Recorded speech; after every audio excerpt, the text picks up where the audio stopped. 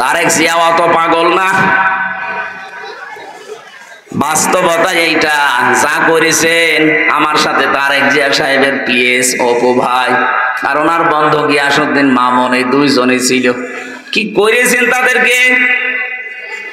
একটা যুবক মানুষ পিটিয়ে পিটিয়ে তার মাজার হাড় পর্যন্ত নষ্ট করে ফেলেছেন। বিএনপির বহু মানুষ আমি পেয়েছিলাম জেলখানায়, ৩১৩টা মামলা মাথায় নিয়ে ঘুরতেছে। যদি সরকার পরিবর্তন না হয়তো ওই সমস্ত লোক এখনো জেলে থাকা লাগতো। বলেন তো, আপনি হিসাব করতে পারেন ৩১৩টা মামলা, আমার দুইটাই তাই মাজার কাঠি ক্ষয় হয়ে যায়। ৩১৩টা কবে হাজির হবে, কবে জামিন পাবে, কবে বের হবে? জামিন যদি দিয়ে দেয় হাজিরা তো দেওয়া লাগবে মাসে মাসে। মাসে মাসে হাজিরা দিতে হলেও তো ১ মাস না ১ বছর চলে যাবে খালি হাজিরা দিতেই। কি জুলুমটা করলেন, তখন আপনার গণতন্ত্র উদ্ধার হয়নি, এখন আসতেছে নতুন করে। আমার মনে হয় এই ফাঁদে যদি কেউ পা দেয় উহুদের ময়দানের মতো বিপর্যয় পড়বে। উহুদের ময়দানের কথা এখানে আছে যারা কে না জানে। প্রথম দিকে তো বিজয় এরকম এই ২৪ সালের আগস্টের ৫ তারিখের মতো হয়ে গিয়েছিল। যখন আমরা দেখলাম যে না, কিছু সাহাবায়ে কেরাম গনিমতের মাল কোড়াতে ব্যস্ত হয়ে গেছে নবীজির ওই কথাকে ওভারটেক করে, তখনই তারা বিপদে পড়েছে। এমন বিপদে শেষ পর্যন্ত কিছু মানুষের জীবন পর্যন্ত দেওয়া লেগেছিল। যারা পালিয়ে গেছে ওরা কিন্তু বসে নেই। কয়েকদিন পর পরে দেখবেন এই ছাত্রলীগের যে সাবেক সভাপতি সাদ্দাম, এখন তার ছাত্রলীগ নেই, নিষিদ্ধ দল একটা। কথা বলছে না কেন? পুলিশের আইজি ঘোষণা দিয়েছে নিষিদ্ধ দল তো নিষিদ্ধই। অন্যান্য সংগঠন যেমন নিষিদ্ধ, যারা এই যে Hizb ut Tawhid, Hizb ut Tahrir, is যাই বলেন, এগুলোর কাজকর্ম দেখলে যেমন জনগণ ধরিয়ে দেয়, পুলিশে নিয়ে যে মামলার ধারা আছে তাদেরকে আটক করে রাখে। বাংলাদেশে যদি কেউ ছাত্রলীগ পরিচয় দেয় তারও কিন্তু ওই মামলা হবে। যেন বড় আশা নিয়ে এবং দরদ নিয়ে বলছি, আমরা যারা আছি এই দেশে এখন ওই ১৪ দল বাদ দিয়ে সবাই আমরা মজলুম। কি কথা বলেন না কেন? ১৪ দল বাদ দিয়ে সবাই আমরা মজলুম, সে যেভাবেই হোক, কেউ ডাইরেক্ট কেউ ইনডাইরেক্ট। গত পরশুদিন আমি জামালপুরে ছিলাম, আমার ডক্টর বাবা সাইফুল ইসলাম সিদ্দিকী আমার বিশ্ববিদ্যালয়ের স্যার, মানে আমার আগে কথা বলার সময় বলছিলেন, ভাইরা আমার, বোনেরা আমার, আমির হামজা ৩ বছর জেলখানায় ছিল আর আমরা ১৫.৫ বছর বাইরের জেলখানায় ছিলাম। জিনিস তো একই, শুধু আমি আটক অবস্থায় ছিলাম, আপনার ছাড়া ছিলেন, কিন্তু সবই ছিলাম জেলে, শুধু ১৪ দল বাদ দিয়ে। এই কথা বলছে না কেন? ওরা ছিল জান্নাতে। আর ওদের গৃহপালিত যে দল ছিল তারাও প্রায় জান্নাতে ছিল, মাঝে মাঝে একটু আহ ও করতো। এখন তারা ফুঁসে উঠতেছে, ভণ্ডামি করার জায়গা পাও না। আহ্বান জানাবো, এই ১৪ দল বাদ দিয়ে বাকি আমরা যা আছি এই দেশে সব যেহেতু মজলুম, আর এই দেশটা এখন উহুদের ময়দানের মতো কায়েম হয়ে গেছে, বিজয় এসেছে, এটা টিকিয়ে রাখার জন্য নবীর ওই কথাকে অক্ষরে অক্ষরে পালন করা লাগবে। সিমেন্টেড হয়ে যাওয়া লাগবে মায়ের সন্তানের মতো। অন্তত মুসলিম যারা সব এখন এক। যদি আবার আপনি দুনিয়ার কোন স্বার্থের দিকে মুখ ফিরান, দেখবেন বিপর্যয় চলে এসেছে। আর এই যে সুযোগ আল্লাহ করে দিয়েছেন, এইটা যদি একবার হাতছাড়া করে ফেলেন, অন্তত ১০০ বছরের ভেতরে আপনি এ দেশকে পিছিয়ে ফেলবেন। আমার এখানে মূল শিক্ষা দেওয়ার বিষয় ছিল এইটা। খাদিজাতুল কুবরা রাদিয়াল্লাহু তাআলা আনহা, তিনি মুসলমান হননি, কিন্তু বাক্য বলতে গিয়ে আল্লাহর নাম বললেন কয়বার? আরো জোরে। আপনার কি হয়েছে? আপনি তো মুসলমান দাবি করেন, বাবা মা মুসলমান, আপনি আল্লাহু আকবারের শব্দ বলতে চান না কোন কারণে?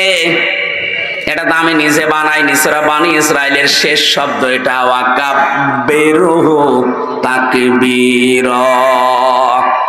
তোমরা যদি তাকবীর দাও ভগবানের নামে দিবা। কার নামে? কাব্বিরহু তাকবীরা, বলেন আল্লাহু আকবার। নবীজি কম্বল গায়ে দিয়ে শোয়া ছিলেন, নবীজিকে ডাক দিলেন, ইয়া আইয়ুহাল মুদ্দাথির, হে কম্বলওয়ালা, ওম দাঁড়িয়ে যান, ফাআনজির, মানুষদেরকে সতর্ক করেন। নবীজি বললেন, আমি কাকে দিয়ে সতর্ক আরম্ভ করব? বিশ্ব নবীকে আল্লাহ কোরআনে কারিমে আয়াত দিয়ে জানিয়েছিলেন, ওয়ানজির আশিরাতাকাল আকরাবিন, হে নবী আপনার সতর্ক করা লাগবে নিজের নিকট আত্মীয় স্বজন দিয়ে। এবার আল্লাহ তাকে ডাক দিয়েছিলেন, যখন আপনার নিকট আত্মীয় স্বজনকে সতর্ক করবেন, আপনি রব্বাকা ফাকাব্বির, আপনি রবের নামে তাকবীর দেবেন। কার নামে? ও বাংলার মুসলমানের রেকর্ড হচ্ছে, শুধু এই গাইবান্ধা সুন্দরগঞ্জে এটা নেই, এটা এখন লাইভ চলছে, তামাম দুনিয়ার মুসলমানরা দেখতেছে।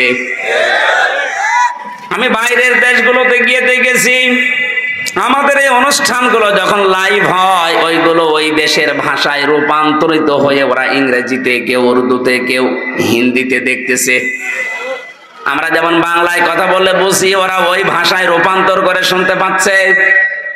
175 কোটি মুসলমান এখন আমার সামনে, তামাম দুনিয়া মিলে 257টা রাষ্ট্রে কম বেশি যেখানে মুসলমান আছে, 175 কোটি সামনে নিয়ে আমি আহ্বান জানাচ্ছি, আল্লাহ পাক বাদ দিয়ে কারো বড়ত্বের ঘোষণা দিতে আমরা রাজি না।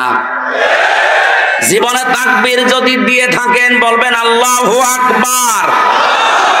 এই কথা বলেন না কেন? এই কথার সাথে একমত নেই আপনি? এটা যদি কেউ দ্বিমত করে, ওর জানাজার নামাজ দরকার নেই, কারণ আমি জানাজার নামাজ পড়াবো কি দিয়ে? আল্লাহু আকবার না, এইটাই মানে না। এই শব্দের ভেতরে সূক্ষ্ম দুইটা জিনিস আছে। প্রথম, আল্লাহু আকবার নেই, আল্লাহু আকবার আছে। আকবার শব্দটাকে ভেঙে আমি যত টুকরা টুকরা করতে পেরেছি, আমি কয়েকটা জিনিসের ভেতর থেকে পেয়েছি। 1 নম্বরে সূরা বাকারা 2 নম্বর পারার 4 নম্বর পৃষ্ঠা 3 নম্বর লাইনে এই আয়াতে আছে ব্যাখ্যায় দেওয়া, আন্নাল কুওয়াতা লিল্লাহি জামিআ, সব ক্ষমতার উৎসকে। আরো জোরে। এখানে কত মানুষ আমরা বসে আছি আমার আশপাশ দিয়ে, এই যে এ মানুষের এখনো পর্যন্ত বিশ্বাস এইটা যে ক্ষমতায় বসাতে পারে জনগণ না, এটা আল্লাহু আকবারের সাথে মেলে না, এর সাথে সাংঘর্ষিক। ক্ষমতায় বসাতে পারে শুধু আল্লাহ। এক কথা বলেন না কেন?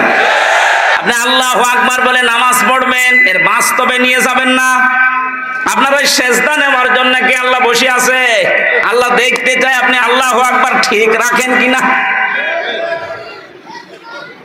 সুতরাং যারা এই বিশ্বাসে এখনো আছেন ক্ষমতার উৎস জনগণ, আপনি কিন্তু বাস্তবিক অর্থে মুশরিক।